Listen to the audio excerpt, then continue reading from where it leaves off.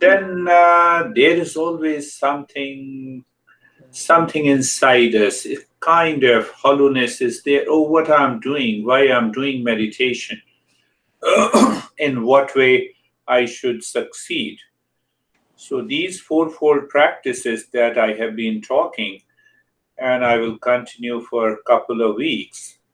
Once you are clear about these fourfold practices, which I said, nine practices primary, most of them based on the knowledge, three hidden practices, and then comes the secondary practices that, okay, close your eyes, uh, sit comfortably, breathe in and out, and do the mantra. They are secondary practices. So once we have a right knowledge, I was just talking to Stephen, and Stephen was saying that Stephen and Sam, they both were contemplating and reflecting on these principles. You listen, close your eyes, and then you ask questions. So when you start asking the questions, your intellect is ready. And when the intellect is ready, you can take over the mind. The entire journey of the Eastern wisdom is to completely take over the mind. Why? So that now we know how to work on the mind rather than mind working on us. So these four practices will guide us those small tips. Here comes another friend of mine. So these small tips of these fourfold practices, which I say nine primary practice, uh, then three hidden practice, and then the secondary practices will give you a deeper insight about yourself, to prevent and avoid lamenting, worries all the time, worries all the time, blaming and complaining all the time. It gives you such a deeper insight. The mind says, mind, I don't, you say to the mind, I don't want these things. No lamenting, no worries, no worries, no likes and dislikes. I will do what is right and good. So once the mind is settled into that, you become a great seeker. And once you are a seeker, 50% of the journey is done. So you see that needs to be understood clearly. So when I talk about there are 3,000 texts, and then you have the commentaries on those texts, then you have sub commentaries on those texts. But if you take those main text, it may be Gita, it may be Patanjali Yoga Sutra, it may be any text, the original text. They talk indirectly and directly about these practices to make you know, last time we had, sometime I talk and people start crying. I don't mean by that, but it is good. They are, they are releasing their inbuilt inhibitions. So we have to, that is why I entitled this series as become a seeker. So we are going slowly, but from today's session, it's very important that you pick up every aspect of it so that you have a clarity. So we have been talking about the hidden practices. First hidden practice is listening and learning until you become a thinker. That is the job of the first hidden practice, which is known as satsang. Normally, satsang is known as company of the crazy masters who is going to guide you. But now I become a thinker. Yesterday, my mind is filled with the reaction against a person living near me or with me or a friend. But now I become a thinker. That intellect says, oh, drop this reaction. Come on. I have to take care of myself. I have to become a good person to myself. So what happens? That thinker changes your reaction to a response. I meet, I receive a lot of emails. So one girl was attending this session, and I said, okay, even if you are not paying or paying, I continued to send the invitation. And she became very upset on me. Why you are sending invitation? I said, I'm extremely sorry, and I deleted her. You see, I can understand those things. But so thinker leads to the right action. And the third practice, then you emotionalize these principles. Why you emotionalize? Because you get motivation, self-motivation, self-inspiration to change your entire perspective of life. 3 hidden practices. And then comes the viveka, the discernment, the first of the 9 primary practice. You are doing 5 hours of daily practice, but you don't have these basics in your intellect. I can tell you nothing is happening. No change will take place unless you contemplate and reflect. Until you contemplate and reflect on these.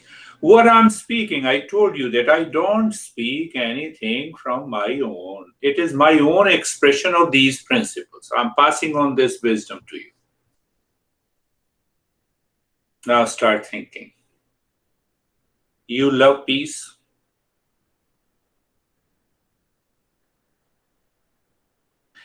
Because you love peace, it is your nature. Why don't you recognize it? Keep a smile on the face. I'm not talking about jet science. Do you love happiness? Yes, that is my nature. Do you love stress? It's not my nature. Do you love worries? It's not my nature. You see that how the masters passes on this knowledge. So it is my own expression. Do you love knowledge? It's my nature. No. If someone says I was talking about you. Okay, what you're talking about me? I want knowledge. I love knowledge. It's my nature. Do you see that? Do you love to survive? I love to survive. So it means I love existence. Just pick up. I have to think of it again. Do you love stress, anxiety, fear, insecurities? No and never. Because they are not my nature. In short, that is what we are looking for. Because we love, that is our nature. So the masters, out of the 64 attributes, they have reduced it to 3. They say, you are absolute existence, consciousness, bliss. That is my essential nature. That is real self.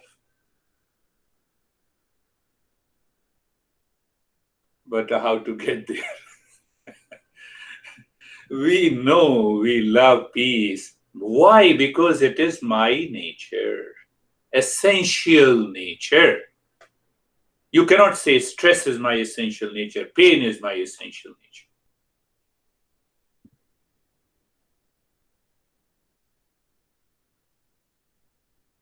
Sun is sun because of light.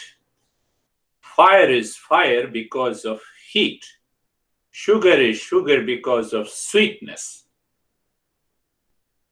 Fill in the blanks now. What you are because of stress, anxiety, worries, fear, insecurities. See the beauty of these masters, the way they teach. What exactly If sun is sun because of the light, what I am because of?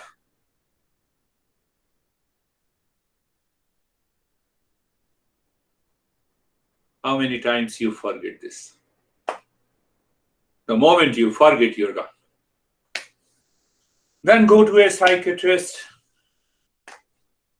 fail, and then come back to me. You see that? See that? I am because of my essential nature, and that essential nature is absolute existence, consciousness, bliss. Again, only the 3 attributes consist of 64. See that? So now, next question comes, then it is extremely important that I should discover who am I. I got the message from the master that I'm the real self. Now it is important that I must discover my real self. That is the journey of meditation, yoga, mantra, kundalini, everything. The goal of kundalini is not to see the petal lotus I saw in the Himalayas, the white lotus. It is better to see in the Himalayas rather than seeing within you. Be very clear, straight.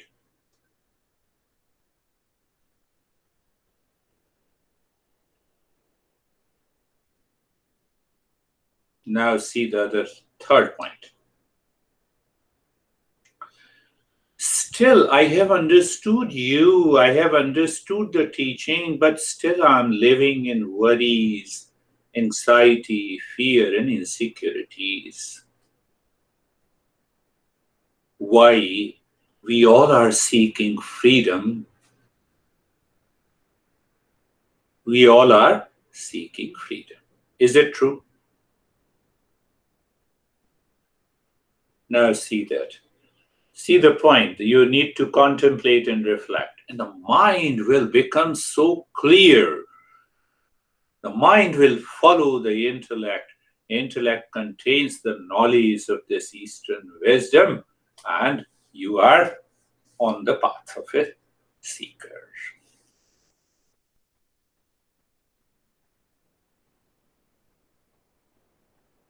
Third point, or I would say next point, I forgot how many points I talked about. We all are seeking freedom. You have to think again and again. I'm going to ask a beautiful question. Am I seeking peace by seeking an object outside?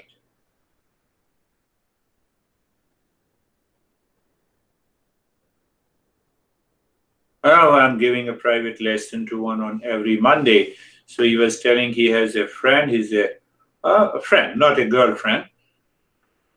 So she called him and she said, I'm going to commit a suicide because if my boyfriend does not call me in 2 days.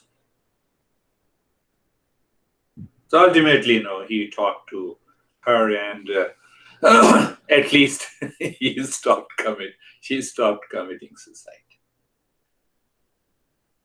Am I seeking happiness from a person outside, or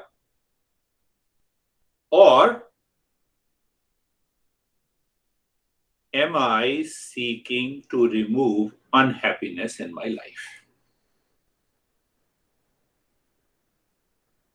Now we have to go a little deeper. Which one should I follow?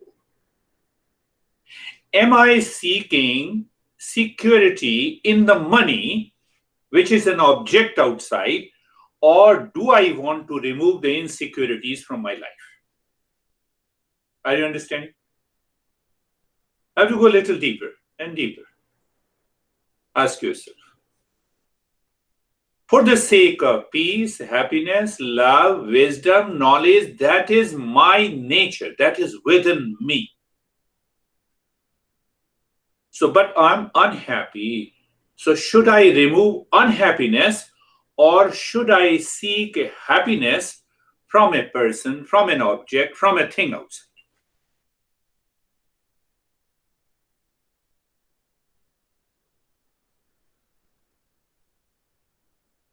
You all are seekers. Simple answer is that I don't need any object for peace, happiness, love, wisdom. It is within me.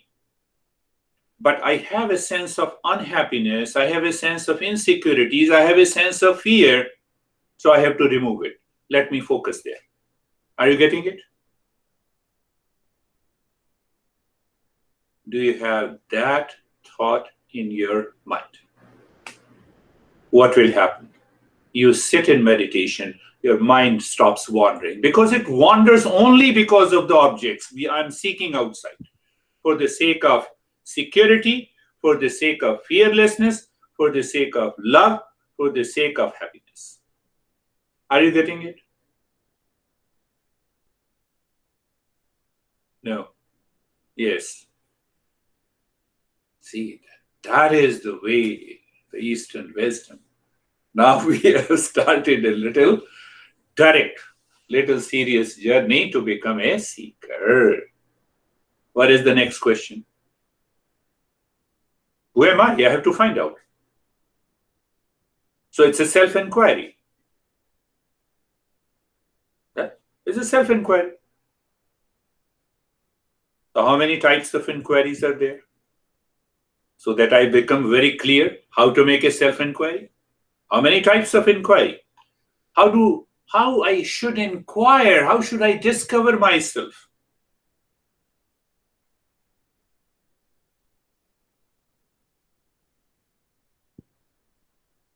So our master says that there are only two types of inquiry.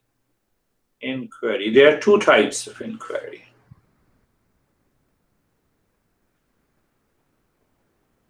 I don't know anything about Stephen. Say, for example, I'm sitting beside David. Who is Stephen? I don't know anything. So I have no doubt. I have no fear. Huh? So I simply ask, who is Stephen? So David gives me the knowledge about Stephen. That is known as a self-inquiry. Simple inquiry, not self-inquiry. That is known as simple inquiry. Where is your house? Can I come to? Yes. What is your address? So I don't have doubt. Do you see? I don't have any confusion. Clear?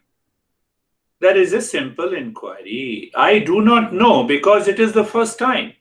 I want to know about an object, about a person. So it is a simple inquiry. We are talking of the first principle out of the 9 primary practice. What is that known as? Viveka, discernment. So I will come back to that. Now there is a second type of inquiry that is known as the self-inquiry. Do I know myself?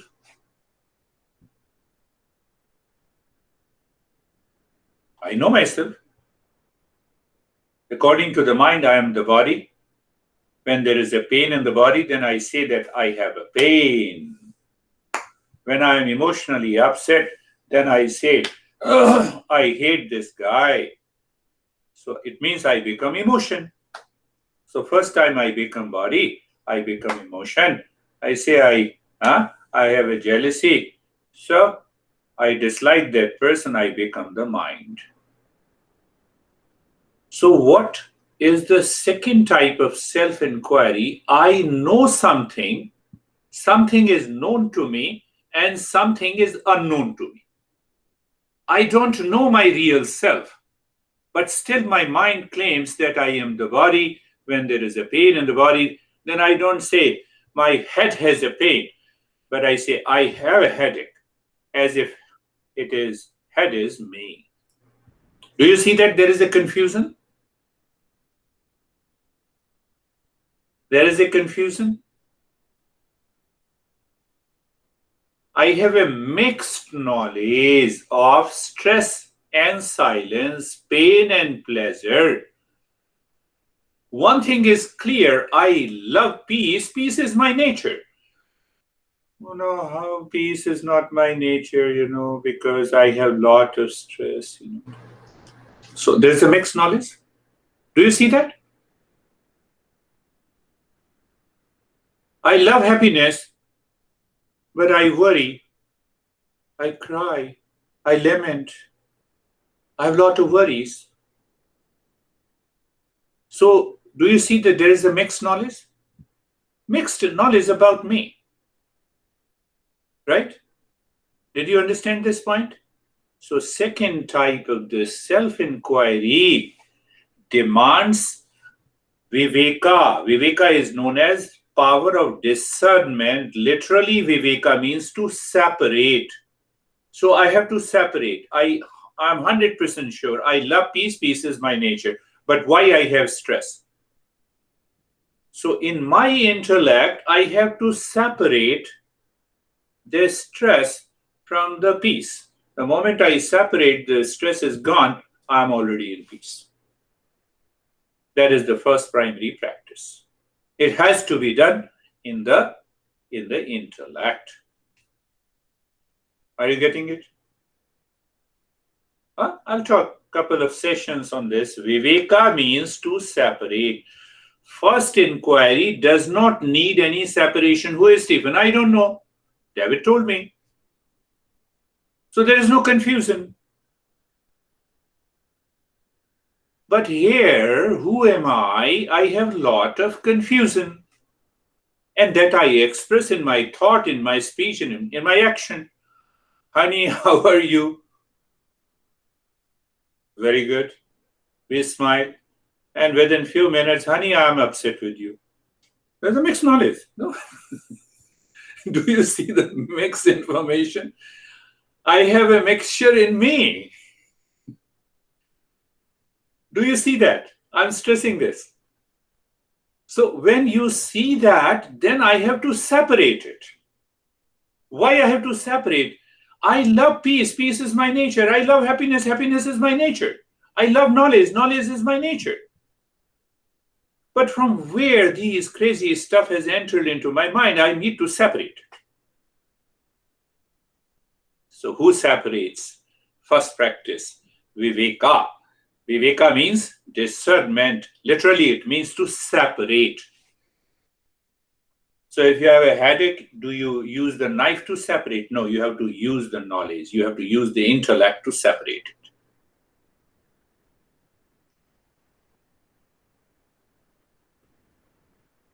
The way you separate, water in the mirage does not exist. The way you separate, the sky is not blue. Still you see blueness. You continue to see it. Are you getting it? You may say that today's the previous sessions are just preparing the foundation, but now we are directly hitting it. We're directly hitting it. Now tell me, is Earth moving? Is Sun moving? Moving. Science tells us. But have you seen it? Earth is moving. Have you ever seen it? No, I didn't see it. But the science proves it. So if you believe the science proves it, Eastern wisdom proves it, that we have a real self. Your nature is not the stress, anxiety, worries, fear. They do not belong to you. After all, you believe in the words of the scientists that Earth is moving. Is it not true?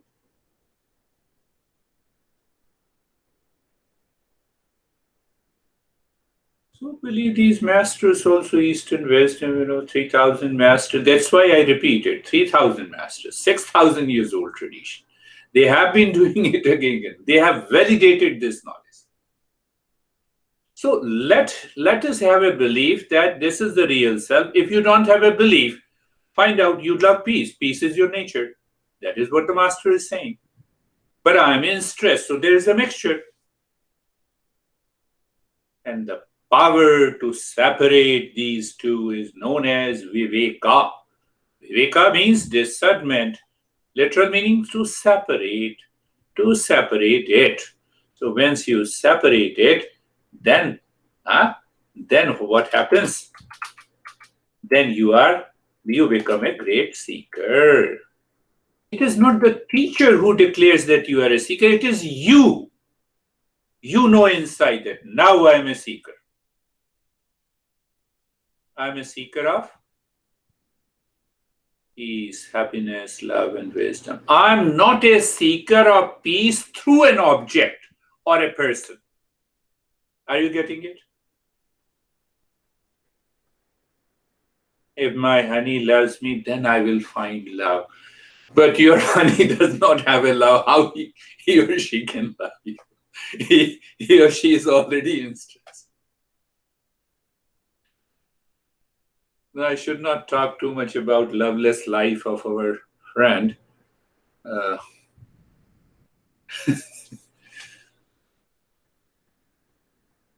Now, Bill Gates, spoke. I read him that he lived loveless life for 27 years.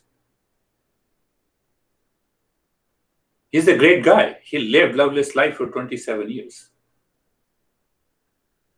You see the wrong perception, so you have to separate it. Separate it. So let us start our practice. We will continue this journey again.